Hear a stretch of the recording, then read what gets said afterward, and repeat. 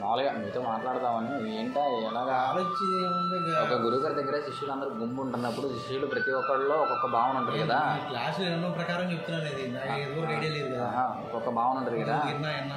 శిష్యులు అందరూ అనుకుంటారు కదా నన్ను పట్టించుకోవట్లేదు అంటే నన్ను పట్టించుకోవట్లేదు అందరికీ ఉంటుంది కదా. పట్టించుకోవట్లేదంటే పట్టించాను పక్కన నుంచి పెట్టి పుష్టింగ్ ఇవ్వాలి. గురుగారు అది చేయరుగా. సరే వెళ్ళు మాట్లాడు చేయి, అలా చేయి చెప్పరు గురువుగారు. అలా ఏం చెప్తారు, చెప్పట్లేదు కదా. ఇలా చెయ్యి, ముందుకెళ్ళు, నేను చెప్తాను, నేను చేస్తాననేది గట్టి మనసులో నాటిపోవాలి. గురువుగారు ఏం చేస్తున్నారంటే చెప్పేసి వదిలేస్తున్నారు. లేదే వదిలేయటంటే ఈ మనసులో నాటుకోవట్లేదు కదా. మరి ఎందుకు వస్తుందా మరి ఆ మాట ఎందుకు వస్తుంది?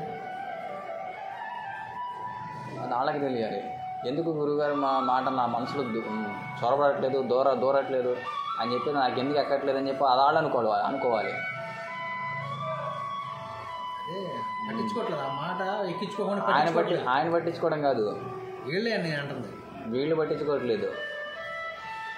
వీళ్ళు పట్టించుకోకపోవడం వల్లే కదా, వీళ్ళు ఆ గురువుగారు చెప్పిన మాటను పట్టించుకోకపోవడం వల్లే కదా ఆ ఎడబాటు వస్తుంది, దూరం ఏర్పడుతుంది, గురువుగారు నన్ను పట్టించుకోవట్లేదనే భావన ఏర్పడుతుంది.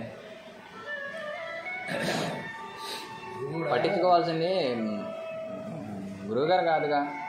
గురువుగారు ఆయన ఎప్పుడు పట్టుకునే ఉంటారు.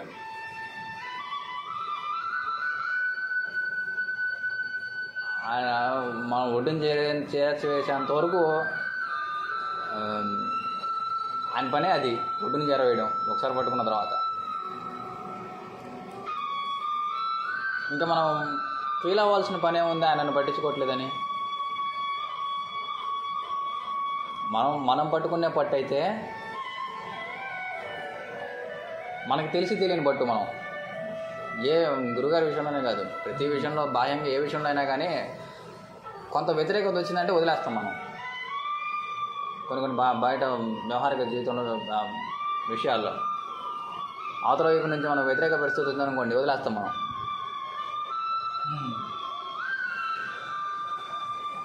ఆయన అలా వదలరుగా. ఆ వ్యవహారిక విషయంలోనే అంత గట్టిగా ఉంటే ఆయన ఒక శిష్యుడి విషయంలో, ఒక భక్తుడి విషయంలో, తను నమ్ముకున్న వాడి విషయంలో ఇంకెంత గట్టిగా ఉంటారు. శ్రీకృష్ణ కదా గురుగారు అన్నారు. గురుగారు సింపుల్ మాట అది కూడా ఏం లేదు, దెబ్బలాటం కాదు. ఆ వాక్యం చెప్తున్నాను, మాట చెప్తున్నాను. అది అనా మామయ్య మరి ఈ పని చేయి, ఆ పని చేయరా, పని పోయిన తర్వాత ఇంకో పనిలోకి వెళ్ళాలి. ఆ పని పూర్తి అవ్వాలి. పని పూర్తి అయిన తర్వాత ఈ మధ్యలో ఇది ఆగదుగా, అది అంటుంది. ఈయన అదే చేస్తాడు, అది చెప్పిన గురువుగారు అదే చేస్తాడు అంతేగా. గురువుగారు ఒక పని పూర్తి అయిన తర్వాత పనిలోకి వెళ్తారు. అది ఉంటుంది, ఇది ఉంటుంది, ఒకేసారి రెండు ఉంటాయా. అలా చాలాసార్లు మనం చూసామే. గురువుగారు అంటున్నారు మరి విజయవాడ వెళ్దామా చెప్పారు. చెప్తే అక్కడ ఒక పని పూర్తి అవుతుంది కదా, పని పూర్తి అయిన తర్వాత అప్పుడు నువ్వు వేరే పనిలోకి చేయాలి. కంగారు పడమాట, ఎందుకు కంగారు పడతావు నువ్వు? వాళ్ళు ఆయన పనిలోకి ఆయనకి వెళ్ళిపోయారు, నెక్స్ట్ పనిలోకి వెళ్ళిపోయారు. అదే అలా ఎందుకన్నారంటే ఒకేసారి 4-5 పనులు చేయగలిగినటువంటి పనులు కొన్ని ఉంటాయి. కొన్ని పనులు అలా కాదు, పూర్తి స్థాయిలో అక్కడ ఉండవలసిందే. అలాగే రెండు ఉంటాయి. దేనికి ఎట్లాగా అప్రోచ్ అవ్వాలో ఆ విధంగానే అప్రోచ్ అయిపోతారు ఆయన. పూర్తిగా అక్కడ ఉండి ఆ పని పూర్తి చేయాల్సి వస్తున్నప్పుడు పూర్తిగా అక్కడ ఉండిపోతారు, అక్కడ ఆ పని పూర్తి చేసే వస్తారు. కానీ కొన్నిసార్లు ఒకే సమయంలో 5-6 పనులు చేస్తూ ఉంటారు. మళ్ళీ ఎలాగనుకున్నారు, మనం రూమ్లో ఉంటాం, మీకు ఎడిటింగ్ విషయం అప్పచెప్పేస్తారు, ఎడిటింగ్ చూస్తూ ఉంటారు. రోజు ఉదయం పూట క్లాసులు జరుగుతున్నప్పుడు లేదంటే అది. మళ్ళీ ఇంకో పక్క వంట చూస్తూ ఉంటారు, ఇంకో పక్క క్లాసులు చెప్తూ ఉంటారు. సాయిష్ వచ్చినప్పుడు, ఎవరో వాళ్ళు వచ్చినప్పుడు, వీళ్ళు వచ్చినప్పుడు. ఒకటే టైంలో 3 పనులు జరిగిపోతున్నాయి లేదా. ఇంకో పక్క మళ్ళీ వాషింగ్ మిషన్లో బట్టలు వేయడం, ఎంతవరకు వచ్చినాయి 5 చూసి రావడం, అన్నీ చేస్తూ ఉంటారు. ఇలాగ అంటే అక్కడ పూర్తి స్థాయిలో ఉండవలసిన అవసరం లేదు. వెళ్ళి చూసేసి ఏదైనా తప్పు జరుగుతుందో దాన్ని సరిదిద్దేసి వచ్చేస్తే చాలు, ఇంకా ఆ పనులు అవి నడుచుకుంటూ వెళ్ళిపోతాయి. అలా ఒకే సమయంలో 5-6 పనులు చేసేటువంటి పనులు ఉంటాయి. పనులు చేయగలరా ఒకేసారి ఒకటే పని ఉండవలసి వచ్చినప్పుడు అక్కడ ఉండి చేసి దాన్ని పూర్తి చేసి రావడం అనేది అది కూడా ఉంటుంది. రెండు ఉంటుంది, రెండు ఉంటాయి. రెడీ చేస్తుంది ఫస్ట్గా 4-5 పనులు అలాగే చేస్తుంది. తీసుకొచ్చినా కూడా కాకపోతే ఆ పనులు కూడా ఎలాగుంటాయి, పూర్తి స్పృహతో ఉంటాయి. 4-5 పనులు చేస్తున్నా కానీ కూడా ప్రతి పని ఎందుకు పూర్తి స్పృహ ఉంటుంది. మనం ఒక పనిలోకి వెళ్ళిపోయి ఇంకో పనిలోకి వెళ్ళిపోతున్నప్పుడు అక్కడ హడావిడి తట్టుకోలేక మళ్ళీ ఇంకో పనిలోకి వెళ్ళి ఇంకో పని చూస్తున్నప్పుడు అక్కడ వీటిని మర్చిపోవడానికి జరుగుతూ ఉంటుంది. స్పృహ అంటే గమనించేది ఎక్కువగా అలాగా. ఇంకా ఎవరికి వాళ్ళు శిష్యులు కానీ భార్యాభర్తలు ఒకరికొకరు కానీ ఎవరికి వాళ్ళు రెడీగా ఉన్నారనుకోండి, వాళ్ళకి అవును నిజంగా వాళ్ళకి చెప్పేవాళ్ళు వాళ్ళకు వాళ్ళు పెద్దవాళ్ళు లేదు చెప్పినా ఈ బుర్ర ఏముంటుందంటే ఆ బుర్రలో అది నిండిపోయి ఉంటుంది. మనం ఒకవేళ చెప్పినా కూడా అది పూర్తి అయిపోవాలి. ఆ బుర్రలో అది పూర్తి అయిపోయిన ఇది ఎక్కించుకుంటాం. అలా అయిపోయిన తర్వాత ఎక్కించుకుంటారు. గురు శిష్యుల విషయంలో కూడా తల్లి పట్టు ఎప్పుడు ఉంటుంది, పిల్ల పట్టే మధ్య మధ్యలో వదిలేస్తూ ఉంటుంది. పిల్ల మధ్య మధ్యలో పట్టు వదిలేస్తూ ఉంటుంది. గురువు గారు మనల్ని రెడీ చేయడానికి రెడీగానే ఉన్నారు.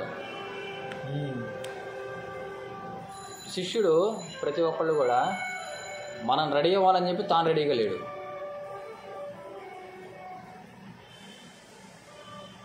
అందువల్లే పద్దాకలు జారిపోవడానికి అక్కడ కారణం. నేను రెడీ అవ్వాలని చెప్పి శిష్యుడు రెడీగా లేడు. గురువుగారు తాను రెడీ చేయగల సామర్థ్యం తనలో ఆయనలో ఉంది. ఆయన ఎప్పుడు రెడీగానే ఉన్నారు కూడా. అది ఏ పరిస్థితి అయినా కానీ, ఎటువంటి పరిస్థితి అయినా కానీ ఆయన రెడీ అక్కడ పని పూర్తి చేసేయడానికి పూర్తి సంసిద్ధతతో ఉంటారు గురువుగారు.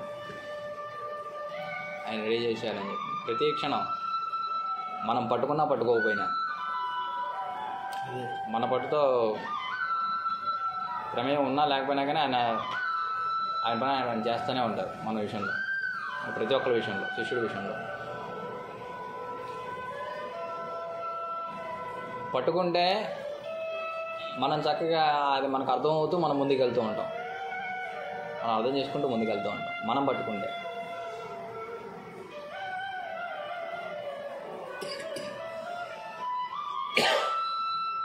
రెండే ఉంటాయి అన్నారు.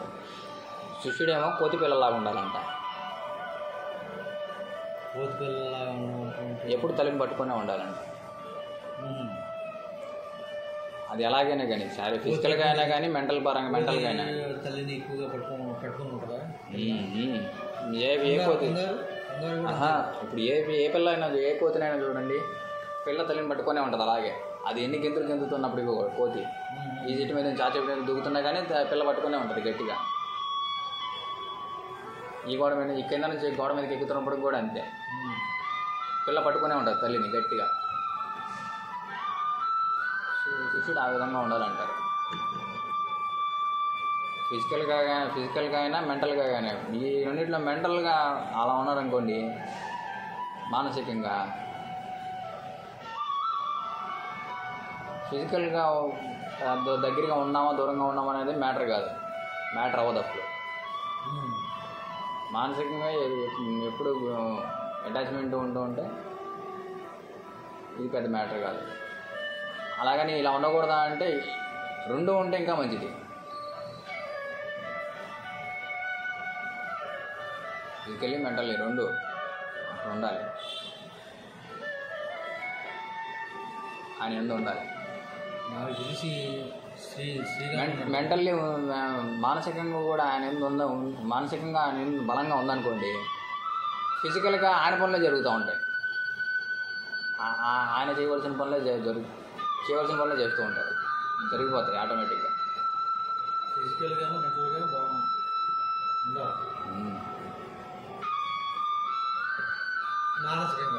మానసికంగా ఎప్పుడు ఎప్పుడైతే మానసికంగా మనం ఎక్కువ మానసికంగా ఉండదు బాగా. మెయిన్ అదే కరెక్టే. మానసికంగా ఎప్పుడైతే మనం పూర్తిగా ఆయన్ని అర్థం చేసుకోవడం లేదంటే ఆయన గమనించడం ఆ విషయం మీద ఉందనుకోండి, ఆయన ప్రతి చర్య గమనించడం మీద మనం దృష్టి పెడుతున్నాం అనుకోండి, ఆయన ఇప్పుడు ఎలా చేస్తున్నారు, ఏం చేస్తున్నారు, ఎలా ఉంటున్నారు గమనిస్తున్నాం అనుకోండి, ఆటోమేటిక్గా ఫిజికల్గా మార్పు వచ్చేస్తుంది. మనలో ఫిజికల్గా మార్పు వచ్చేస్తుంది.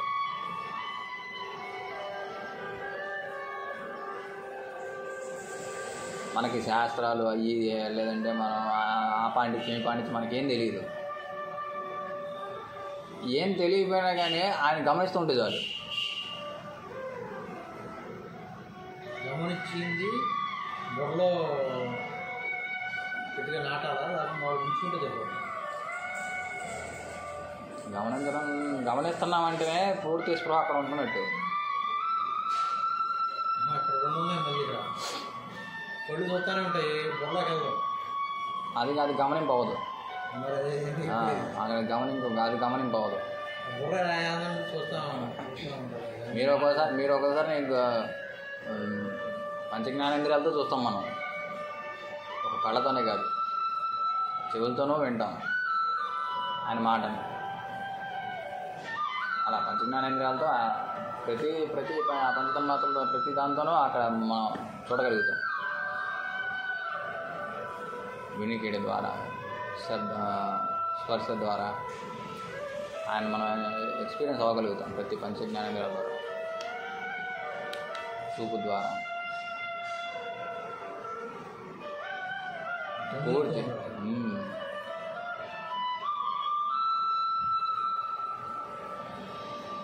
గమనిస్తూ ఉండదు. మనకి ఆ పుస్తకాలు చదవాలి, ఈ పుస్తకాలు చదవాలి అంటే మనకి అయ్యి వచ్చి ఉండాలి, ఆ శ్లోకాలు రావాలి, ఈ శ్లోకాలు రావాలి. ఈ శాస్త్ర పరిజ్ఞానం కూడా అసలు అవసరం లేదు. ఎందుకంటే శాస్త్ర పరిజ్ఞానం కూడా గురువాక్యమే శాస్త్రం అయిపోద్ది అక్కడ. అదే గురువు గారు మాట్లాడే మాటలు కానీ ఆయన చేసే పనులు కానీ గమనిస్తూ ఉండాలి. గమనిస్తూ అర్థం చేసుకుంటూ ఉండాలి. అర్థం చేసుకుంటూ ఉంటే ఫిజికల్గా మనకు అర్థం కాకపోతే ఆయన అడగడమే. మనకు అర్థం కావట్లేదు ఆయన అడగడం. నాకు ఏంటంటే గమనిస్తున్నాను, ఎక్కువ గమన శక్తి ఎక్కువగా ఉంది నాకు మాత్రం. గమన శక్తి ఎక్కువగా ఉంది, దృష్టి శక్తి ఎక్కువగా ఉంది. బుర్ర ఒక్కసారి చదువు ఎండబడతా ఉంటుంది.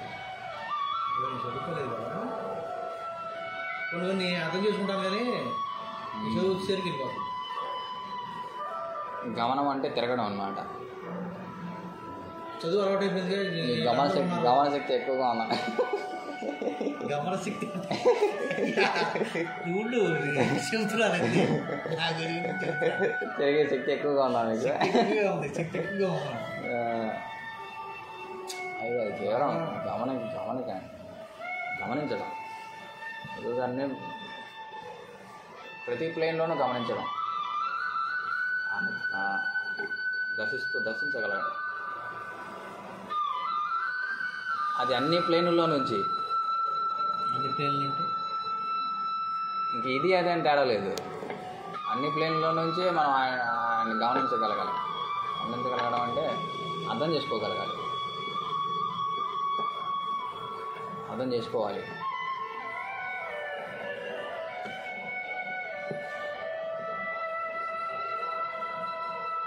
అంత ఈజీగా అర్థమయ్యే కావు అనుకోండి అవి. ఎప్పుడైతే మనం అర్థం చేసుకోవడం మొదలు పెడతామో ఆటోమేటిక్గా వ్యతిరేక భావం నెమ్మదిగా పోద్ది. ఆయన ఎందుకు వ్యతిరేక భావం, ఆయన పట్ల అనేక రకాలైనటువంటి భావావేశాలు కలగడం, ఇవన్నీ నెమ్మదిగా వీగిపోతాయి. ఎప్పుడైతే మనం గురుగారి విషయంలో అలా మనం నేర్చుకోవడం ప్రారంభించామో, చూడగలగడం ప్రారంభించామో, ఆటోమేటిక్గా ప్రతి విషయంలోనూ అదే జరిగిపోతుంది. ప్రతి ఒక్కరి విషయంలోనూ అదే జరిగిపోతుంది. ఆయన అలా మార్చేస్తారు మనం. ప్రతి ఒక్కరి విషయంలో మనం అలా రెడీ అయ్యేటట్టుగా అని మనం మార్చేస్తారు. ఎలాగైతే ఒక చిన్న పురుగుని ఒక భ్రమరం ఒక పువ్వులో తీసుకొచ్చి పెట్టి దాని చుట్టూరు అని చెప్పి శబ్దం చేస్తూ జుంకార శబ్దం చేస్తూ తిరుగుతూ ఉంటూ ఉంటుందో ఆటోమేటిక్గా ఆ కీటకం నెమ్మదిగా ఆ భ్రమరంలోకి మారిపోద్ది, భ్రమరంగా మారిపోద్ది. ఆ శబ్దాన్ని అలాగే చూస్తూ వింటూ వింటూ వింటూ వింటూ వింటూ వింటూ వింటూ అలాగే గమనిస్తూ గమనిస్తూ గమనిస్తూ చివరికి ఆ కీటకం కూడా భ్రమరం అయిపోద్ది, తుమ్మిదగా మారిపోద్ది. అది ఆ కీటకానికి సంబంధించిన జాతి కాదు. అదే తీసుకొచ్చి ఆ భ్రమరం ఏదో ఒక సెలెక్టివ్ పర్సన్ తీసుకొచ్చి ఒక కీటకాన్ని తీసుకొచ్చి పెట్టి పూలో పెట్టి దాని చుట్టూ తిరుగుతూ ఉంటుంది అన్నమాట, జూంకారం చేస్తూ. ఇది కరెక్టే అని చెప్పి ఆ కీటకాన్ని తీసుకొచ్చి పెడుతుంది. అది మొదటి కీటకమే, తర్వాత తుమ్మిదిగా మారిపోద్ది, అందమైన తుమ్మిదిగా మారిపోద్ది. కేవలం అది చేసింది కేవలం గమనించడమే. ఆ తుమ్మిద చేస్తున్నటువంటి ఆ జుంకార శబ్దాన్ని గమనిస్తూ దానిలో లీనం అయిపోయింది, ఆ జుంకార శబ్దంలో లీనం అయిపోయింది. ఆటోమేటిక్గా ఆ తరంగాలే, ఆ శబ్ద తరంగాలే ఈ శరీరంలో మార్పులు తీసుకొచ్చేసింది. కీటకం కాస్త తుమ్మిది అయిపోయింది ఆ మార్పుతో.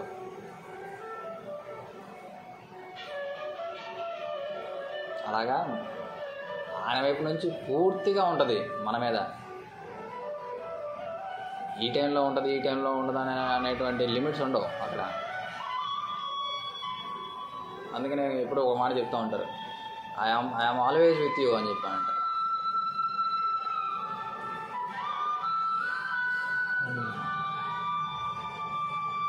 ఫిజికల్గానే కాదు, ఆల్వేస్ విత్ యూ అంటే ఫిజికల్గా మాత్రమే చూడకూడదు. గో అహెడ్, ముందడిగి, నేను ఎప్పుడు మీతోనే ఉన్నాను, ముందడిగి అని చెప్పి. నీకెందుకు ఇంకా భయం అని చెప్పాను. ఇందాక అన్నారు కదా ఆయన ఒకసారి చెప్పి వదిలేస్తారని చెప్పని. ఇప్పుడు చెప్పి వదిలేసే టైప్ కాదుగా. చెప్పి వదిలేసే టైప్ అయితే మామూలుగా జనరల్గా మీ ఉద్దేశం ప్రకారం చెప్పి వదిలేసే టైప్ అయితే ఇంతమందిని తయారు చేయలేరు ఆయన. ఇంకా మనకు తెలియకుండా మనం పూర్వం క్లాసుల్లో చాలామంది ఉన్నారు. వాళ్ళ ఇంట్లో వాళ్ళు, వీళ్ళే కాకుండా మన ఇంట్లో వాళ్ళు, ఇవన్నీ గురువు శిష్యుడి విషయంలో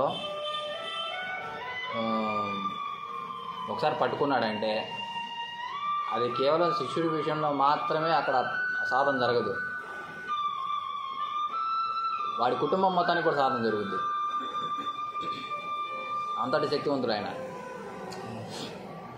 కేవలం శిష్యుడికి మాత్రమే సాధన చెప్పేసి శిష్యుడు మాత్రమే ఆయన ఉద్ధరింపబడేటట్టుగా ఉండదు అక్కడ. గురువు విషయంలో ఎలా ఉంటుందంటే ఒకసారి శిష్యుడు తన దగ్గరికి వచ్చిన తర్వాత శిష్యుడు మాత్రమే కాదు, శిష్యుడు వంక ఉన్నటువంటి తల్లిదండ్రులు వాళ్ళ కుటుంబం మొత్తానికి అది సాధన జరుగుద్ది అన్నమాట. అది ఏ రూపంలోనైనా జరగచ్చు. ఫిజికల్గా ఆసన ప్రాణాయామాలు ఈ మాత్రమే సాధన కాదు, సామధాన భేద దండోపాయాలు వేటిల్లోనే సాధన జరిగిపోవచ్చు. వాళ్ళ విషయంలో అంతరంగంలో మార్పు తీసుకొచ్చేయచ్చు, వాళ్ళల్లో అంతరంగంగా ఉన్నతి వైపు తీసుకొచ్చేస్తారు ఆయన. పద్దాకలు నానమ్మ చూడగానే గొడవ,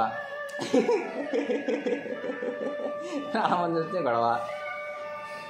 అది కేవలం గొడవ మాత్రమే కాదు, అంతరంగ పరిణితి తీసుకోవడం అక్కడ.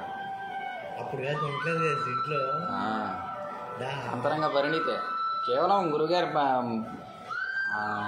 చేసేది కూడా ప్రతి ఒక్కరి విషయంలో ఆయన దర్శించేది అంత అంతరంగ పరిణితి. అందరూ అనుకుంటారు ఇదేంది మామూలు జనాల్లాగా ఈయన గొడవ పడుతున్నారు అని చెప్పి అనుకుంటారు. శబరిమల వెళ్ళినప్పుడు కూడా అంతే, శేషు వాళ్ళు, రామకృష్ణ బావ వాళ్ళు, బావగారు వాళ్ళు, సీందాతయ్య వాళ్ళు, శంకరు, వీళ్ళందరూ కూడా అదే అనుకున్నారు.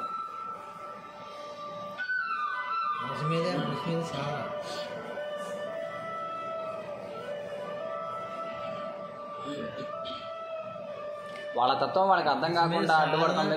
మనసు మీద సాధన చేయబట్టే ప్రతి క్షణం ఆలోచించగలుగుతున్నారు. వాళ్ళ తత్వము, అవును, వాళ్ళ తత్వం వాళ్ళకి అర్థం కావట్లేదు. కాబట్టే ఎందుకు అర్థం కావట్లేదు అంటే ఇదిగోండి వీళ్ళలో ఉన్నటువంటి దుర్బలమైనటువంటి ఆ మానసిక స్థితి అదే అడ్డుపడుతుంది. వాళ్ళ లోపల ఉన్నటువంటి వాళ్ళ యొక్క నిశ్చత్వం వాళ్ళకి అర్థం కాకపోవడం. దాన్ని అడ్డు తొలగిస్తే ఆటోమేటిక్గా వాళ్ళ తత్వం వాళ్ళకి అర్థం అవుద్ది. ఆ తొలగించుకునే ప్రయత్నం వాళ్ళు చేయట్లేదు, వాళ్ళకి తెలియదు ఎలా చేయాలో. అసలు వాళ్ళల్లో దుర్బలమైన లక్షణాలు ఉన్నాయని చెప్పి వాళ్ళు గ్రహించడం కూడా గ్రహించరు, వాళ్ళకి అవసరం లేదు కూడా, అటు ఆలోచన కూడా రాదు. కానీ శిష్యుడు వచ్చాడుగా ముందడిగేసి, కనుక ఎప్పుడైతే వచ్చాడో సాధన వాడికి మాత్రమే జరగదు, తన తల్లిదండ్రులకి వీళ్ళందరికీ జరగదు. అందుకనే అంటారు, ఒకడు జ్ఞానాన్ని సంపాదిస్తే తల్లిదండ్రుల వంక 7 తరాల వరకు దానికి సంబంధించినటువంటి వే అందుద్దంట. ఇప్పుడు ఏంటంటే ఇది వే చెప్పావు కదా, మామూలుగా చుట్టూ కుటుంబానికి వస్తుందని అన్నావు కదా. ఒకళ్ళు చనిపోతారు, చనిపోయింది ఆ సాధన ఆడ వరకే ఉంటుందా, లేకపోతే ఎవరి సాధన ఆడదే, మరి వేరే దేహాల్లో వెళ్తూ ఉంటారు కదా, అంతవరకు ఆయన వరకు పరిమితం ఉంది. ఎవరి సాధన వాళ్ళదే అంతే. సాధన ఎవరి సాధన వాళ్ళదే. తరానికి ఇప్పుడు ఎలాగంటే మన ఇంట్లో చక్కటి ఒక పరమాన్నం వండుతున్నాం. ఆ పరమాన్నంలో నెయ్యి, చక్కగా ఈ బాదం పప్పు, కిస్మిస్ ఇవన్నీ వేసాం. ఆ తీపిదనం పక్కింటోడికి కూడా తెలుస్తా లేదా, ఎదురింటోడికి కూడా వెళ్తుందా లేదా ఆ వాసన, ఇటు పక్కన ఇంటోడికి కూడా వెళ్తుందా లేదా. కానీ వండింది ఎక్కడ, మన ఇంట్లో. దాని యొక్క పరిమళం చుట్టుపక్కల వ్యాపిస్తుంది. అలాగే సాధన అంతే. ఒకడు తాను రెడీ అవుతున్నాడంటే దాని యొక్క పరిమళం చుట్టుపక్కల వ్యాపిస్తూ ఉంటుంది.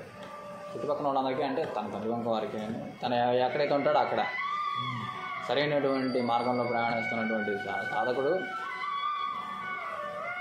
విషయంలో అలా ఉంటుంది అన్నమాట. దేహాన్ని గురువు కనిపెడతాడు అన్నమాట. దేహాన్ని ఒక గురువు కలిసాడనుకో, దేహాన్ని విడిచిన ఉన్నారు, దేహం విడిచిన తర్వాత కూడా గురువు కనిపెడతాడుగా మా శిష్యుడు. దేవంతో సంబంధం లేదన్నగారు అక్కడ.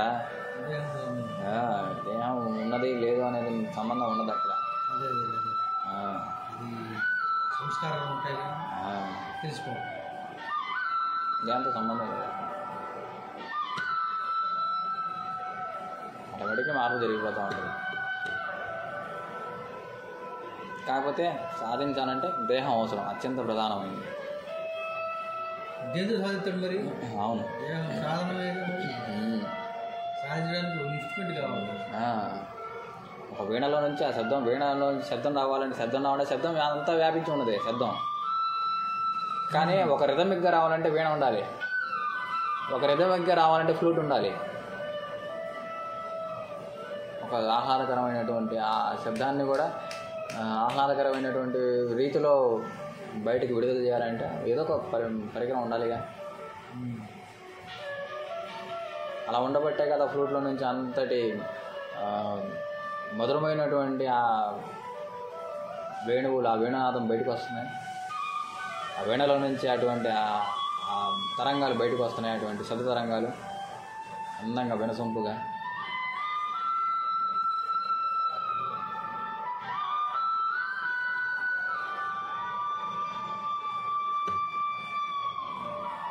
అలాగే ఏ ప్లేన్లో ఆ ప్లేన్లో ప్రతిదీ ఇంపార్టెంటే. శరీరం కావచ్చు, మనసు కావచ్చు, రెండు ఇంపార్టెంట్, ఒకదానికి ఒకటి ఖచ్చితంగా ఇంపార్టెంట్. అందుకని గురువుగారు ఆ విషయంలోనే అంటే మనసుకు సంబంధించిన సంస్కారాలు అంటే ఆ మనసే ఉంటుంది అక్కడ. పోయినా కూడా దేహం విడిచినా కూడా మనసే ఉంటుంది సంస్కారం అంతే. సంస్కారాలలోనే మనసులో ఉంటాయి, మనసులో ఉంటాయి. సంస్కారాలన్నీ మనసుకు సంబంధించినవి. మళ్ళీ అదే మనసుతో అదే మనసుతో దేహం తీసుకుంటాడా? ఆ దేహం సాధించిన తర్వాత కూడా మనసు ఒకటేగా. దేహం సాధిస్తాడు అదే మనసుతో. ఇన్ని మనసులు ఉండవు, ఉన్నది ఒకటే మనసు. ఇప్పుడు కరెంట్ ఉందండి, కరెంట్ ఉంది, లైట్ ఆపేసాము, మళ్ళీ లైట్ వేసాము, మళ్ళీ లైట్ ఆపేసాము, లైట్ అదేగా, మళ్ళీ లైట్ వేసాము. పక్కింటి వాడు వేసినా కానీ అదేగా, ఇక్కడ వేసినా అదే అదే అదే కాంతి, అదే కరెంట్ ఒకటే, కరెంట్ ఒకటే. కాకపోతే ఎవడింట్లో ఏ ఏ బల్బు పెట్టుకున్నాడో దానికి తగ్గ కాంతే. ఇల్లు మారాము, ఈ బల్బులు తీసుకెళ్ళిపోయాము, కొత్త ఇంట్లోకి వెళ్ళాము, ఆ బల్బులు అక్కడ పెట్టాము. అప్పటిదాకా బల్బుల్లో కాంతి లేదు. ఎప్పుడైతే మళ్ళీ కనెక్ట్ చేసామో ఆ ఇంట్లోకి వెళ్ళిన తర్వాత అదే కాంతి మళ్ళీ ప్రసారం అవుద్దా లేదా? అదే క్యాండిల్ బల్బు, లేదంటే ట్యూబ్ లైటు, లేదంటే ఫ్యాన్ ఇక్కడ ఓడబెట్టుకొని వెళ్ళిపోయాం. అది స్తబ్దతగా అయిపోయింది. దానికి కరెంట్ సప్లై లేదు. అది తిరగాలంటే కరెంట్ సప్లై ఉండాలి. కరెంట్ ఎక్కడ ఉత్పత్తి అవుతుంది? అక్కడ అది బాడీ అనుకోండి. అది మా మనసు అనేది వ్యక్తం కావాలంటే బాడీ ఉండాలి. బాడీ లేకుండా మనసు వ్యక్తం కాదు. బాడీ పూర్తి శక్తితో లింక్ అయి ఉండాలి ఆ ఎనర్జీతో.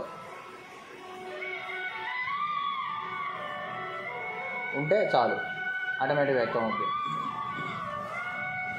ఆ మనసు అనేటువంటి మనసులో ఉన్నటువంటి సంస్కారాలను మాకు అక్కడ బయటపడతాయి. ఒకసారి లింక్ తెగిపోయింది, వైర్లు కట్ అయిపోయినాయి, ఇల్లు మారుతున్నాం తీసుకెళ్ళి, ఆ ఫ్యాన్ కొండ రెక్కలు ఎన్ని పట్టుకొని ఆ పైన కట్టి పట్టుకొని అదే పనిగా తీసుకుని వెళ్ళిపోయి వేరే ఇంట్లో మారిపోయిన తర్వాత మన బాబాయ్ ఇంట్లో మారారు.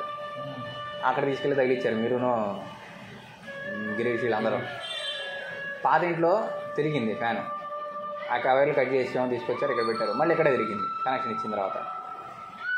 ఇల్లు ఏదైనా అయి ఉండొచ్చు, కనెక్షన్ కలిస్తే చాలు దాని పని అది మొదలు పెట్టేస్తుంది. అలాగే మనసు కూడా అంతే.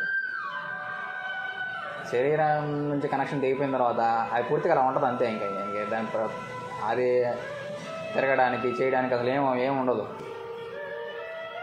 మళ్ళీ ఇంకో ఇంట్లోకి వెళ్ళి దూరిన తర్వాత అప్పుడు మళ్ళీ అక్కడి నుంచి చేయడం మొదలు పెడుతుంది దాని పని. చేయవలసిన కార్యక్రమాలన్నీ దేహంతో పూర్తి చేయాలి అంతే.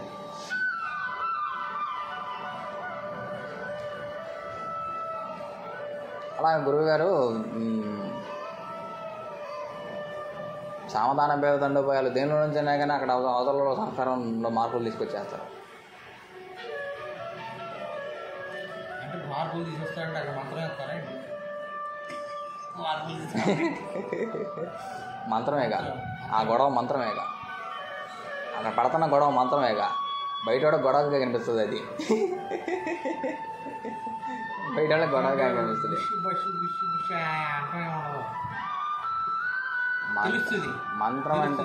మంత్రం అంటే ఏం లేదండి. వాళ్ళు ఒక మంత్రం పలికారంటే మంత్రం పలకడానికి కారణం ఏంటంటే అవతల దానిలో మార్పు తీసుకురావడం. మార్పు కోసమే మంత్రం, దాన్ని మంత్రం అంటారు. అవతల దానిలో మార్పు తీసుకొచ్చే ప్రతిదీ మంత్రమే. అది ఏ రకమైనటువంటి మార్పు అనేది ఆ రకమైనటువంటి మంత్రంలో ఉచ్చరిస్తారు.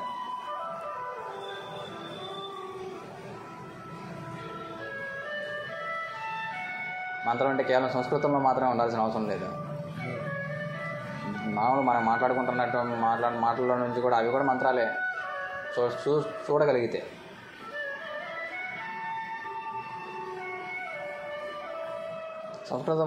సంస్కృతంలో ఉన్నటువంటి మంత్రాలు, బీజాక్షరాలు, వాటి ద్వారా వచ్చేది కూడా మంత్రమే, అది మంత్రమే. కాకపోతే డైరెక్ట్గా ఆ మంత్రాలను చదివించడం వల్ల మన లోపల, శరీరం లోపల కూడా మార్పులు జరిగిపోతూ ఉంటాయి. ఆ ప్రకంపనలకి, ఆ శబ్ద ప్రకంపనలకి. అలాగే గురువు చేసే పని కూడా ఇదే. నార్మల్గా మాట్లాడుతున్నా కానీ ఆయన మార్పులు తీసుకొచ్చేస్తారు అక్కడ.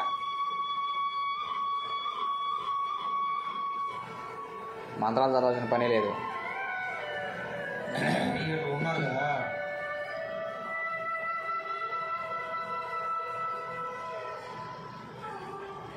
అందుకనే అంటారు గురువు నుంచి వచ్చిన ప్రతి వాక్యము ఒక మంత్రమే, ఒక వేదవాక్యం అని చెప్పి అంటారు. ప్రతి మాట, ప్రతి పలుకు వేదవాక్యే.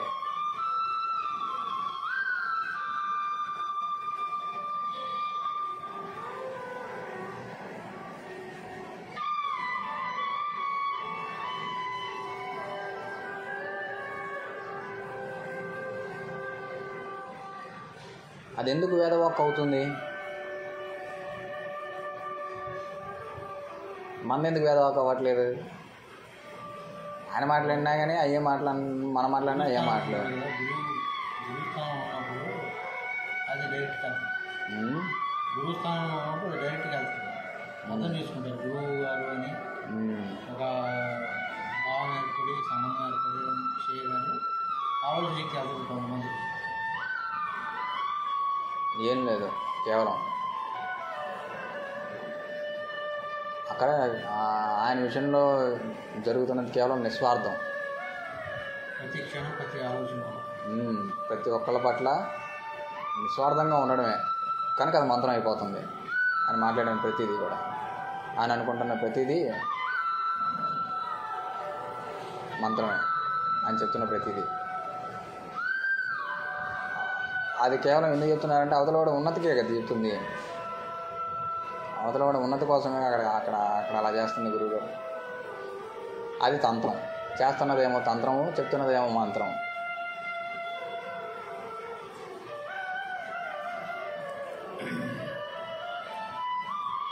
మార్పు తీసుకోవడమే మంత్రం. మార్పు ఆలోచన, ఆ యాక్షన్సే తంత్రం. అక్కడ గురువుగారు చేసేటువంటి యాక్షన్సే తంత్రం. సినిమాలో చూసినట్టుగా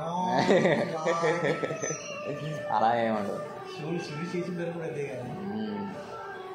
మంత్రము యంత్రము. శివుడు కూడా గురువు బాబా సింబారావు అంటారు కదా, మంత్రము ఉంది, యంత్రము ఉంది, తంత్రము ఉంది అని చెప్పంటారు. న్యాయం విషయం కూడా అంతే. న్యాయం విషయం కూడా ఆలోచిస్తున్నాం. తంత్రం బాగా పడింది, ఆలోచన తిప్పొచ్చింది. మరి మీ డాడీ దగ్గర రాలేంటండి? నానమ్మ మమ్మీ డాడీ దగ్గర రాదని డాడీకి వస్తుంది, కానీ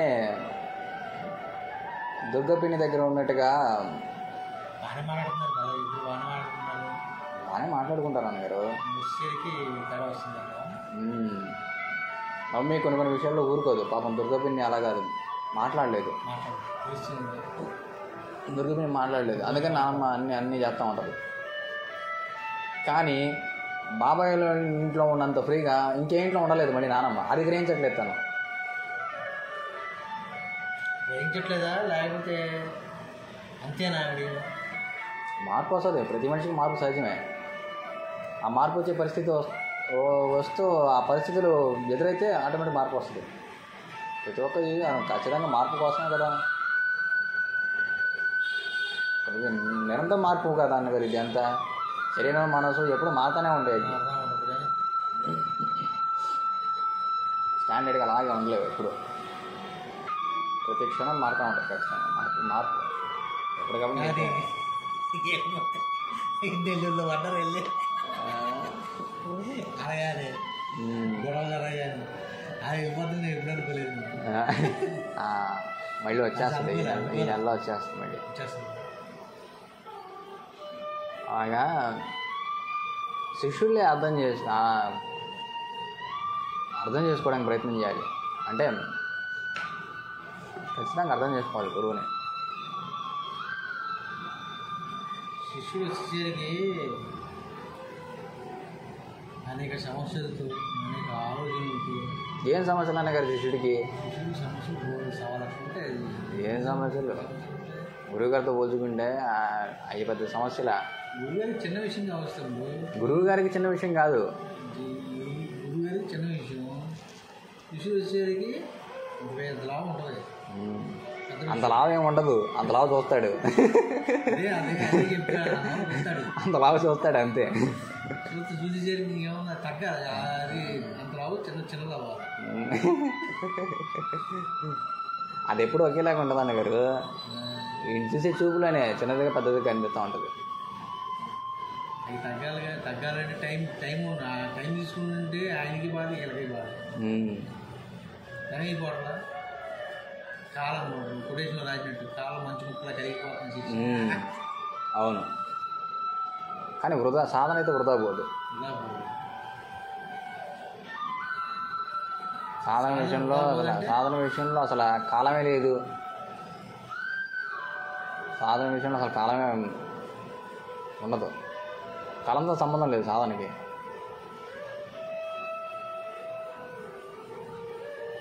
అది ఎప్పుడూ జరుగుతుంది, నిరంతర ప్రవాహం అన్నగారు. ఉన్నా లేకపోయినా జరుగుతూనే ఉంటుంది. నిరంతరం ప్రవాహం, అమృతం అది.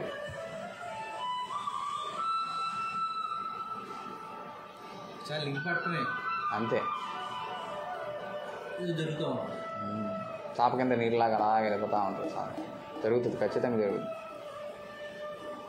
తోలు మందం వాడేమో చాప కింద నీళ్ళు లేవు, చాప ఇక్కడ నీళ్ళ అనుకుంటాడు. చాప ఎత్తితే తెలుస్తుంది కింద నీళ్ళు ఉన్నాయి లేవు.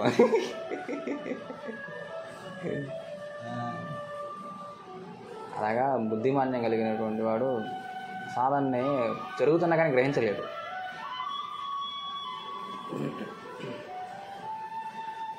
దాన్ని ఫిజికల్ సాధన ద్వారా మనం దాన్ని సెట్ చేసుకోవచ్చు, ఆ బుద్ధిమాన్యాన్ని పోగొట్టుకోవచ్చు ఫిజికల్ సాధన ద్వారా. అంతరంగంలో జరుగుతున్నటువంటి సాధన జరుగుతుంది అని అప్పుడు పట్టుకుంటాం. ఫిజికల్గా బాగా శ్రమ చేయాలి. ఫిజికల్గా చేయమంటున్నా బాగానే ఉంది. మనసు మీద చేసేది ఫిజికల్ మీద పడుతుందిగా, మన మనసుని అర్థం చేసుకోవాలిగా. రెండు అయిపోతాయి.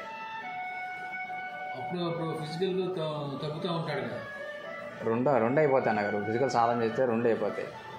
ఒకటి క్రమశిక్షణలో పడిందంటే రెండోది ఆటోమేటిక్ క్రమశిక్షణ అయిపోతాయి, క్రమశిక్షణలోకి వచ్చేస్తుంది.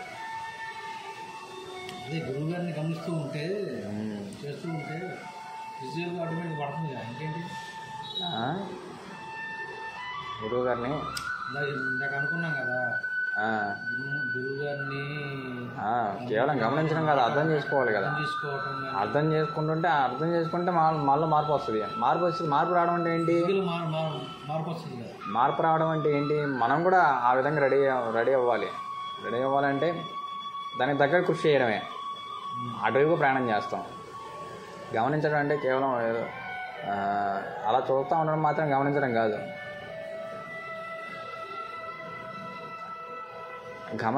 పూర్తిగా గమనించడం అనే పదానికి అర్థం ఏంటంటే అది మనమైపోవడం. అది గమనించడం అంటే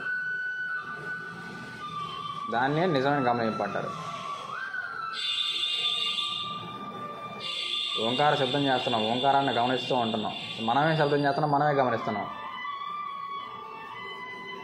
అలా ఓంకారం శబ్దం చేస్తున్నప్పుడు గమనిస్తూ ఉంటున్నప్పుడు మనం చేసేటువంటి శబ్దాన్ని మనమే గమనిస్తుంటున్నప్పుడు ఏ విధంగా అయితే మనం దానిలో లీనం అయిపోతున్నామో, ఆ ఓంకార శబ్దం మనమే ఏ విధంగా అయిపోతున్నామో అప్పుడు మనం సరిగ్గా గమనించట్లేదనో లేదంటే సరిగ్గా చేయట్లేదనో.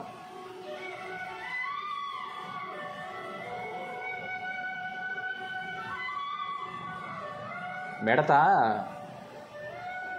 మంట చుట్టూ తిరుగుతున్నప్పుడు తిరుగుద్ది, మంటలోకి వెళ్ళిపోయిన తర్వాత ఇంకా తిరగదు, కాలిపోయిద్ది, దాని ఉనికిని కోల్పోద్ది.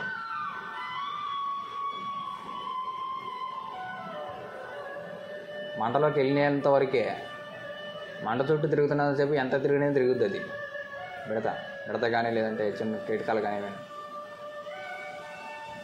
మంటలోకి వెళ్ళిపోయిన తర్వాత ఇంక ఎగడం లేదు, ఏమీ లేదు, తన ఉనికిని కోల్పోవడమే. అలాగే పర్ఫెక్ట్గా ఓంకార శబ్దాన్ని చేస్తున్నప్పుడు లేదంటే మనం ఏదైనా కానీ పర్ఫెక్ట్గా చేస్తున్నాం అనుకోండి, అది మనం అయిపోతాం. గమనింపు అంటే అదిగోండి ఇందాక భ్రమర కీటక న్యాయం, ఎలాగైతే ఆ కీటకం భ్రమరాన్ని అలా గమనిస్తూ ఆటోమేటిక్గా అది అయిపోయిందో ఇక్కడ కూడా అంతే. గురువుగారిని గమనించడం అంటే ఆటోమేటిక్గా అదే అయిపోద్ది.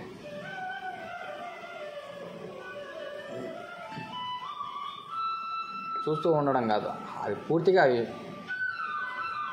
మనలో కూడా మార్పు జరిగిపోవాలి. ఫిజికల్గా కానీ మెంటల్ ప్లేన్లో, ఫిజికల్ ప్లేన్లో రెండింటిలో జరిగిపోవాలి. అది గమనించడం అంటే.